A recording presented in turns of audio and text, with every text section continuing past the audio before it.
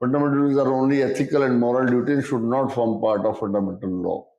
Why not? नहीं, वो नहीं है. Unenforceable तो ठीक है. When you are talking about this, analyze the statement. You are saying they are unenforceable, but they are equally important. They are part of fundamental law, that is constitution. Here they say should not form. So when you write in the positive sense. Why 42nd Amendment brought this?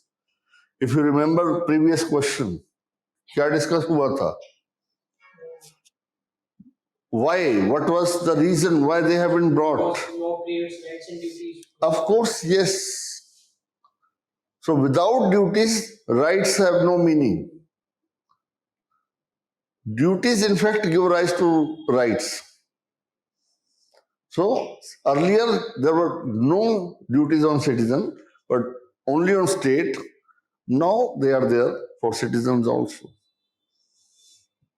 They should be very much part. Conclusion mein, they should be very much part, and rightly so, the part of fundamental law, that is Constitution of India.